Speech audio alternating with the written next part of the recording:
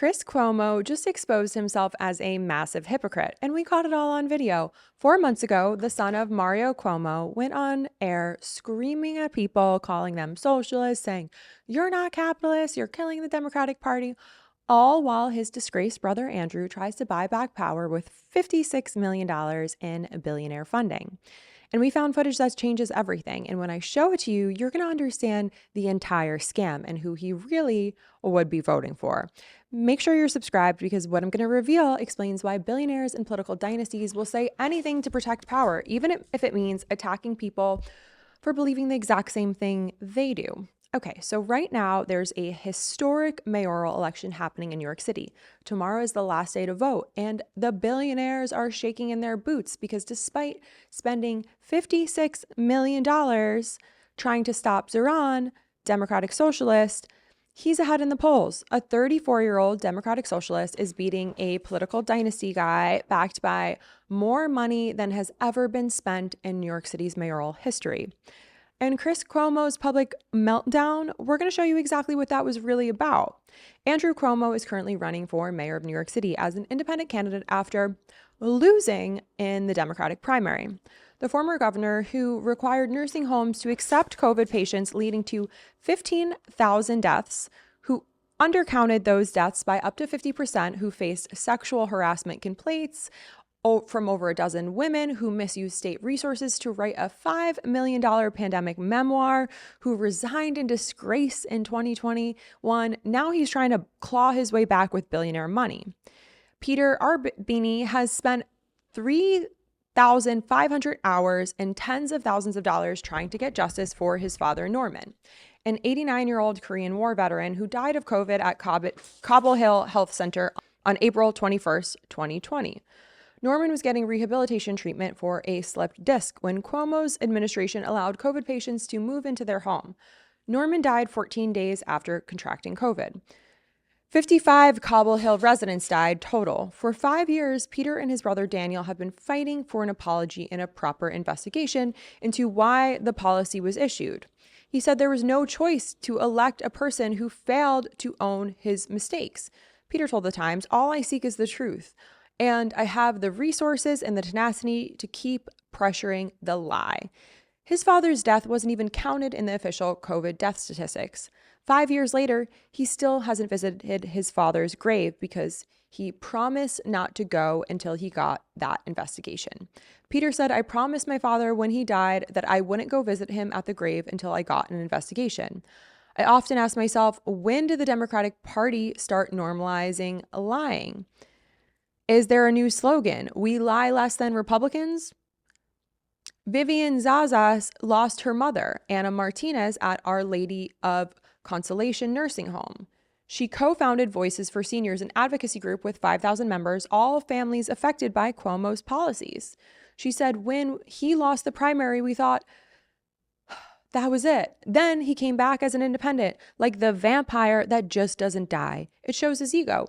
Imagine being called a vampire that refuses to die by your victims, by your voters, and still having too big of an ego to just go away. Old school Democrats are torn. Democratic Socialists, they think, is too radical because they are too ashamed to admit that they don't know the difference between socialist and communist. A Republican, they are also not sure about, or the man whose policies killed their parents. Andrew Cuomo is betting that billionaire money can make them and everyone else forget.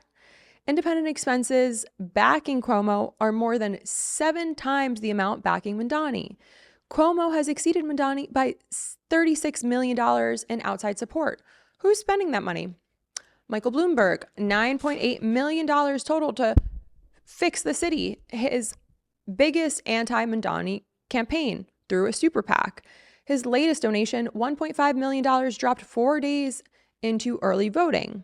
The Lauder family, Ronald Lauder, Trump donor and World Jewish Congress president, his wife Jo Carroll and nephew William and William's brother Gary have spent over $2.5 million combined to target Mamdani.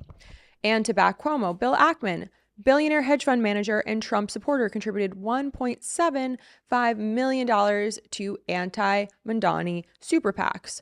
Joe Gebbia, Airbnb co-founder appointed by Trump to the Department of Government Efficiency, donated $1 million to each different anti-Mamdani super PACs.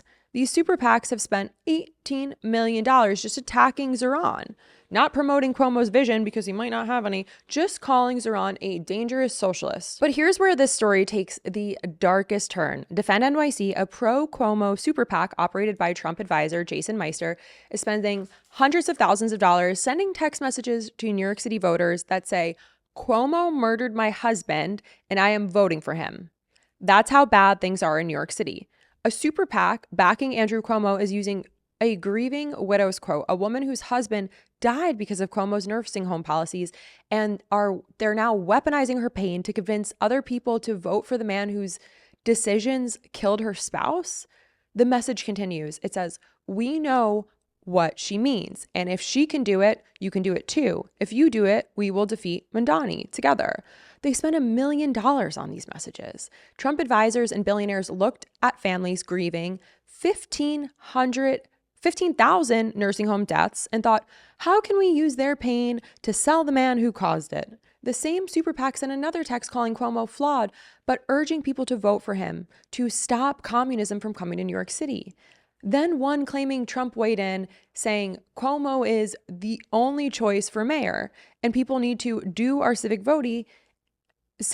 duty and vote for him to stop communism. Jason Meister, a Trump advisor, is running a super PAC that exploits dead nursing home residents to get their killer back in power.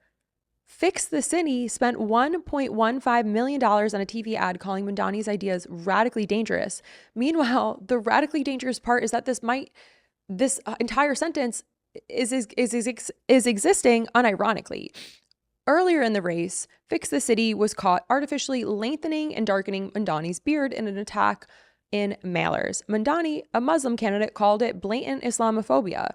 So the playbook is racist attacks against a Muslim candidate, $56 million in billionaire money, exploiting grieving widows in campaign texts, Trump's advisors coordinating it all, Michael Bloomberg writing multi-million-dollar checks, and the message, "Stop the socialists, stop the radical, stop the communism." They act like feeding kids and keeping rent affordable is some extreme idea. It's not. And he's not even talking about social issues in his campaign. He's running a campaign on, hey, people should stay warm in the winter. So radical. Despite all of this, despite $56 million, despite every billionaire in New York opening their checkbooks, despite Trump advisors weaponizing dead nursing home residents, despite racist attacks, Mamdani is still ahead in the polls. And that brings us to Chris Cuomo's meltdown 4 months ago. Watch this carefully. This is Chris attacking the left. You're killing your party. You're killing your party. And look, I hope it works out for you. I hope you guys splinter off and become, whatever you really are. Because you're not a capitalist and you're not a Democrat. And, you could say, well, what do you know? I was raised by a real one. I was raised by a real one. Go ahead and criticize Mario Cuomo. What's going to be your biggest insult? That he spawned me and Andrew? Is that going to be the best you have? Because you ain't shit compared to him. Not in terms of intelligence, not in terms of success, not in terms of pedigree, not in terms of philosophy, not in terms of mission, not in terms of eloquence, not in terms of charisma, not in terms of anything. Certainly not electability. You are killing your party because you are not a real one. Because you're doing what's good for you in a vacuum with your little social media following. You're no different than a pod bro. And you're killing your party. And Democrats better wake the fuck up and realize that you're better than this. Be with the 80, not the 20. Okay? So that was a lot, but here's my take. This is so much less about actual policy than it is about class wars and status. It's giving a Nepo baby meltdown to him. Being a Democrat doesn't mean representing working people. It means staying close enough to power to still call yourself a capitalist. It's the comfort of being progressive in theory, but never close enough to threaten the donors. So your sex pest brother can stay in power and continue to bring in that $56 million used to attack Mamdani. And also, I just need to mention, how he's screaming about pedigree and his dad, who's a real Democrat that spawned him and Andrew. That's weird. He talks about his father like a credential and like branding.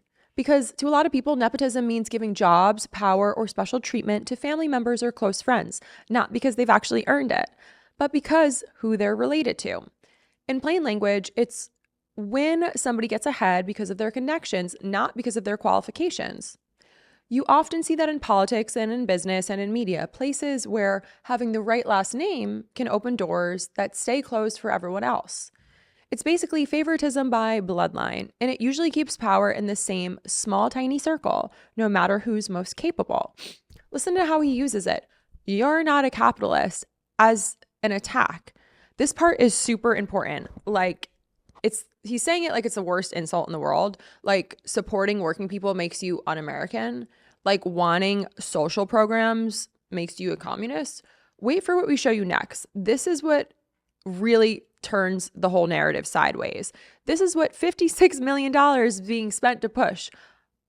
Zohran is too socialist, too radical, too dangerous. Okay, I need you to watch something else because this exposes everything. This is Chris Cuomo talking about what he actually believes in. To you, you like my mask? I'm masked as a prepubescent male. Look, enjoy the treats tonight because tomorrow the government is playing a horrible trick on 42 million Americans. I am going to do this very professionally, okay? And that is not easy for me because nothing pisses me off covering government as blaming poor people as if they're the problem. Nothing pisses me off like that, okay? For the first time in U.S. history, the United States of America won't be able to pay to feed its poor people. Millions need insurance subsidies, especially in red states, more so in red states. But no matter where you live, all of us are going to see rates go up for health insurance thanks to this administration. So did you catch that? Chris Cuomo, the man who just screamed, "You're not capitalist enough," at the left, just admitted he supports socialist policies. Here's what's really happening. A lot of people support socialist ideas. The radical idea that people don't deserve to die because they are poor, disabled, unhoused, etc. That public schools, Medicaid, social services, clean water should be public goods. But people reject the word socialism because it's been weaponized for decades. My political hill to die on is really that, like, I think all people would be socialist if they actually understood what it meant. Quick explainer on how we got here. The Cold War was decades long. It was a standoff between the United States and the Soviet Union, where socialism and communism became associated with our enemies, making those words politically toxic in America, even though the policies themselves remained popular. Socialism, in shorthand, became this like jab to make at enemies and to denote poverty, even though modern versions look nothing like that. Politicians use it as an insult because it's easier to scream, "That's socialism," than to admit that people just want healthcare and food security. So the system protects itself by making working people argue over words instead of asking why billionaires pay less taxes than teachers. The policies aren't the problem. The word is just a scary weapon because it sounds scary to people who don't understand what it means. And people like Chris Cuomo know this. So this man attacking people for being too radical actually agrees with them. Chris Cuomo supports the same policies that Zohran stands for, the same policies his brothers, super PACs, are calling dangerous communism, the same policies they're spending $56 million to attack as too radical. Chris Cuomo, by his own definition in this clip, is a socialist. So why is he screaming at the left? Why is he attacking people for beliefs he shares? Why is his brother spending $56 million with Trump advisors to stop somebody who wants the same things? The same exact things that Chris wants. Because it's not about policies. It's about power. It's about who gets to implement those policies. It's about whose name gets attached to them. It's about keeping power with dynasties instead of letting them go to somebody from Queens who wasn't born into the right family. When Chris Cuomo or Andrew Cuomo supports social programs, it's sensible governance and real democratic politics. and pragmatic problem solving. But when Zohran supports the same exact thing, it's radical, it's dangerous, it's communism, and it's worth spending $56 million exploiting his dead nursing home victims to stop. Chris doesn't care about capitalism versus socialism. He cares about Cuomo versus everyone else. That's why he leads with, I was raised by a real Democrat, Mario Cuomo, not here's why capitalism works, not here's why my brother's ideas are better, not even here's what I believe in. Just my daddy was important, so I'm important too. And you're not. His actual beliefs, the ones he admitted in that clip just a moment ago, are irrelevant. What matters to him is his name, his little dynasty, the bridge, the Tappan Zee. What matters is making sure power stays with people who were born into it. The system isn't rigged because of radical ideology. The system is rigged so that dynasties, people whose last names rhyme with Momo, can support any ideology, capitalism, socialism, whatever polls want, as long as they stay in control. Chris Cuomo just proved it. He attacks people not as capitalists, but as a socialist himself. And he doesn't see the contradiction because the ideology was never the point. This is why $56 million is being thrown around. This is why Trump advisors are weaponizing grief. This is why billionaires probably support some of the same policies writing massive checks. Because if Mamdani wins, it proves you don't need a famous last name. You don't need these dynasties. You don't need to be spawned by a governor. Weird. You just need good ideas and voters who support them. And that's the only thing that they can never allow. Peter Arbany is still undecided after 3,500 hours fighting for justice, after promising his father he wouldn't visit his grave until he got answers. He said, I vote for people that protect my family. And that's all he'll say. And he's being told to fear the socialists by the same people who are actually socialists themselves. They just don't want him in power. Vivian Zaya says, we're not a vengeful group. We're just families who are still grieving. And we want to know whoever's going to be mayor of New York City is not going to fall and fail New Yorkers again. These families are being lied to. They're being told that Zohran is too radical while the Cuomos support the same thing. They're being told to fear communism by people running super PACs with Trump advisors who exploit their dead loved ones. More than 25% of New York City voters remain undecided. Nearly 80% of those people are over 50. They're being told there's a huge ideological difference between the candidates. There isn't. Chris Cuomo just admitted it. New York City voters will decide $56 million in lies. Lies about ideology, lies about radicalism, lies about communism, lies that can buy power for a dynasty that doesn't even disagree that the policy is actually radical. They'll decide whether a hypocrite screaming about capitalism while supporting socialism gets to determine who has power based purely on their last name. They'll decide whether families get truth or whether they get more exploitation and manipulation. They'll decide whether a 34-year-old who actually admits that he believes he can beat a dynasty that attacks him for believing the same things they do. The polls say Mamdani is ahead. The money says Cuomo can still buy it. Cuomo's own confession says this whole thing's a scam. If you want to follow what happens, subscribe and hit that notification bell. We're exposing all these contradictions and lies that the mainstream media won't touch. Share this with somebody who needs to see Chris Cuomo expose himself as a massive hypocrite attacking socialists while essentially admitting he is one himself.